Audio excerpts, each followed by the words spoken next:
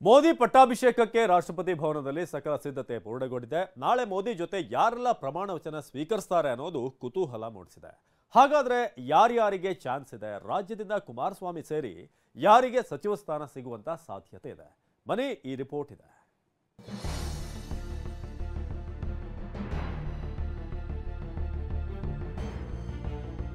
ಮೋದಿ ಸಂಪುಟ ಸೇರಲು ಸಚಿವಾಕಾಂಕ್ಷಿಗಳ ಪೈಪೋಟಿ.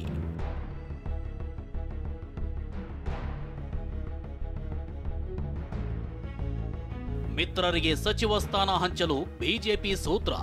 ಯಾರಿಗೆ ಎಷ್ಟು ಸ್ಥಾನ?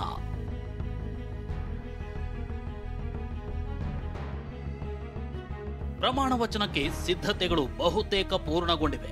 ನಾಳೆ ಸಂಜೆ ಆಗ್ತಿದ್ದಂತೆ ನರೇಂದ್ರ ಮೋದಿ ಪ್ರಧಾನಿಯಾಗಿ ಪಟ್ಟಕ್ಕೇರೋದು ಪಕ್ಕಾ ಆಗಿದೆ. ಆದ್ರೆ ಮೋದಿ ಜೊತೆ ಯಾರೆಲ್ಲ ಪ್ರಮಾಣ ವಚನ ಸ್ವೀಕರಿಸ್ತಾರೆ? ಮೋದಿ ಒಬ್ಬರೇ ಪ್ರಮಾಣ ವಚನ ಸ್ವೀಕರಿಸ್ತಾರಾ ಅನ್ನೋದು ಸಸ್ಪೆನ್ಸ್ ಆಗಿದೆ. ಮೂಲಗಳ ಪ್ರಕಾರ ಮೋದಿ ಜೊತೆಗೆ ಮಿತ್ರ ಪಕ್ಷಗಳ ಸಂಸದರು ಸಚಿವರಾಗಿ ಪದಗ್ರಹಣ ಮಾಡುವ ಸಾಧ್ಯತೆ ಇದೆ.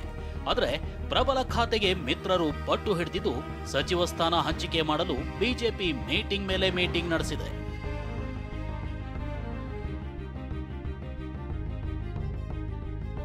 ಮಿತ್ರ ಪಕ್ಷಗಳಿಗೆ 12ರಿಂದ 15 ಸಚಿವ ಸ್ಥಾನ ಸಾಧ್ಯತೆ. ಕುಮಾರಸ್ವಾಮಿಗೆ ಕೃಷಿ ಖಾತೆ, ರಾಜ್ಯಕ್ಕೆ 3 ಮಂತ್ರಿ ಸ್ಥಾನ. ಟಿಡಿಪಿಗೆ 4, ಜೆಡಿಯುಗೆ 3 ಸ್ಥಾನ ಬಿಟ್ಟುಕೊಡೋ ಸಾಧ್ಯತೆ ಇದೆ. ಉಳಿದ ಅಂಗಪಕ್ಷಗಳಿಗೆ ತಲಾ 1 ಅಥವಾ 2ರಂತೆ ಒಟ್ಟು 15 ಸ್ಥಾನಗಳನ್ನು ಹಂಚಿಕೆ ಮಾಡಲು ನಿರ್ಧರಿಸಲಾಗಿದೆ. ಈ ಪೈಕಿ ಕರ್ನಾಟಕಕ್ಕೆ ಎಷ್ಟು ಸ್ಥಾನ ಸಿಗುತ್ತೆ ಅನ್ನೋ ಕುತೂಹಲ ಗರಿಗೆದರಿದೆ. ಕರ್ನಾಟಕದಿಂದ 3 ಮಂತ್ರಿ ಸ್ಥಾನ ಸಿಗುವ ಸಾಧ್ಯತೆ ಇದೆ. ರಾಜ್ಯದ 3 ಮಂತ್ರಿ ಸ್ಥಾನ ಸಿಗುವ ಸಾಧ್ಯತೆ ಇದ್ದು, ಜೆಡಿಎಸ್ ಕೋಟಾದಿಂದ ಎಚ್ಡಿಕೆಗೆ ಮಂತ್ರಿ ಸ್ಥಾನ ಸಿಗೋದು ಫಿಕ್ಸ್ ಎನ್ನಲಾಗ್ತಿದೆ. ಜೊತೆಗೆ ಕೃಷಿ ಖಾತೆ ನೀಡೋ ಬಗ್ಗೆ ಬಿಜೆಪಿ ನಾಯಕರು ಸುಳಿವು ನೀಡಿದ್ದಾರಂತೆ.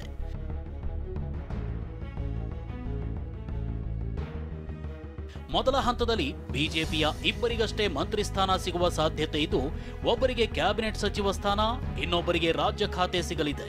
ಸಂಪುಟ ದರ್ಜೆ ಸಚಿವ ಸ್ಥಾನದ ರೇಸ್ನಲ್ಲಿ ಜೋಶಿ, ಬೊಮ್ಮಾಯಿ, ಶೆಟ್ಟರ್ ಇದ್ದು, ಪ್ರಹ್ಲಾದ್ ಜೋಶಿಗೆ ಕ್ಯಾಬಿನೆಟ್ ದರ್ಜೆಯ ಸಚಿವ ಸ್ಥಾನ ನೀಡಿದ್ರೆ ಮಾಜಿ ಸಿಎಂಗಳಾದ ಶೆಟ್ಟರ್, ಬೊಮ್ಮಾಯಿ ಇಬ್ಬರಲ್ಲೊಬ್ಬರಿಗೆ ರಾಜ್ಯ ಸಚಿವ ಸ್ಥಾನ ಸಾಧ್ಯತೆ ಇದೆ.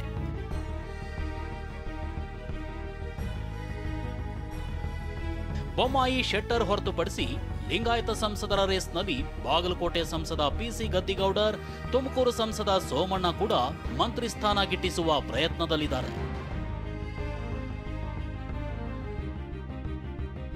ದಲಿತ ಸಮುದಾಯದ ಕೋಟಾದಲ್ಲಿ ಗೋವಿಂದ ಕಾರಜೋಳ ಹಾಗೂ ಒಬಿಸಿ ಕೋಟಾದಿಂದ ಪಿಸಿ ಮೋಹನ್ ಸಚಿವ ಸ್ಥಾನದ ರೇಸ್ನಲ್ಲಿದ್ದಾರೆ.